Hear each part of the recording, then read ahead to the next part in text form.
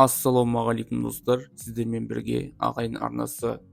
20 ғасырдың басында бұл компанияның сауда көлемі 400 миллион доллардан асқан еді. Барлығы қарапайым ғана ағаш таяқша мен мұз кәмпиттен басталған. Ал танымал суретші мен достық әрі табысты зерттеулер әлемнің түкпір-түкпіріндегі ең сүйікті тәттіге айналуына ықпал етті. Бүгін біз чупа-чупстың тарихына үңілетін боламыз.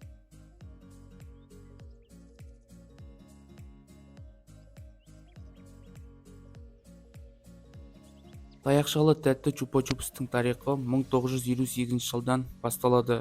Чупа-чупс групптың негізін қалаушы Энрик Бернат, оның әкесі де кондитерші. Испаниядағы Барселонада Гранжа Астуриас деп аталатын кондитерлік дүкендері болған. 1958 жылы кондитер сатып алушылардың сұраныстарын қарастырып, маркетингтік зерттеу жүргізсе қалай болады деп ойлайды. Зерттеу жүргізу үшін ол барлық жауапкершілікті француз консалтинг фирмасына тапсырады. Нәтижесінде Бернат біршама қызық деректерге қанық болады. Оның өнімдерінің тұтынушылары орта есеппен 16 жастан кіші балалар болған. Бірақ өнімді дайындау барысында балалардың емес, үлкендердің пікірі қаралады. Осы олқылықты жөндеу үшін ол балалар қуана жейтіндей тағам әзірлеген жөн деп байламға келеді. Мұз тәттінің пайда болу туралы аңыз бойынша Энрик бірде киімін ластаған үшін баласына ұрсып жатқан ананы көреді. Бар мәселе мынада: шоколад жеген соң қолдары кір әрі жабысқақ киімдерін ластайтын, үйдің ішінде де осының кесірінен ретсіздік орнайтын. Осыны ескерген кондитер балалардың қолында жүретін шанышқы тәріздес тәтті жасау керек деп ойлайды.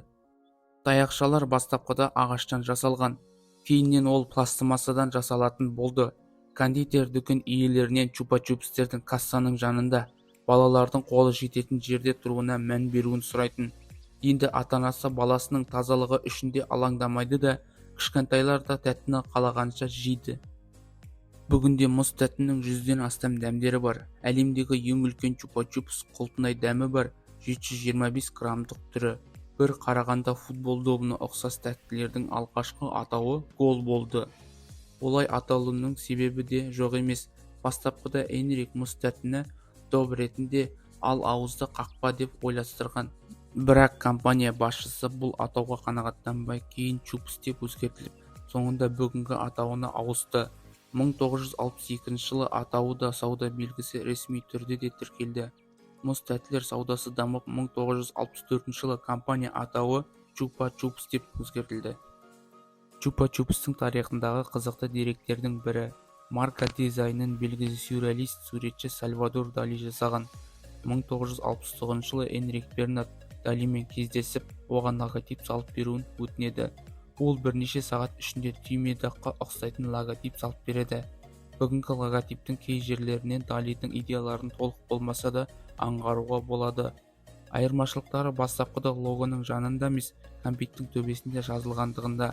1988 жылы жасалған логотиптің редизайны қазіргімен бірдей.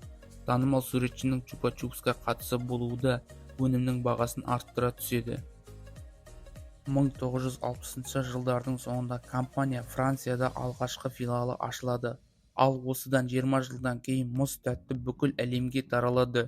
Күллі жер шарында керемет қолдауға ие болуына маркетологтардың мықты жұмысын атап өтпеске болмайды. Себебі қорапшаларда емес, арнайы әдемі дисплейлерде тұрғызылғандары да мұны ерекшелеп тұрады. 2008 жылы бренд өзінің жарты ғасырлық мерейтойын тұтынушылармен бірге тойлайды. Мерекелік іс-шара Барселонада өткен MTV концерті болды. Чупа-чупс компаниясының бас кеңсесінің әлемнің 300 мыңнан астам нүктесінде 600-ден астам агенті бар. Чупа-чупстың негізгі өндірістік кешендері Барселонаның маңайындағы Сан-Севестеде орналасқан. 2006 жылдың шілде айынан бастап Чупа-чупс группты 400 миллион евроға Perfetti Vanilla атты голланд-итальяндық трансұлттық компаниясы сатып алады.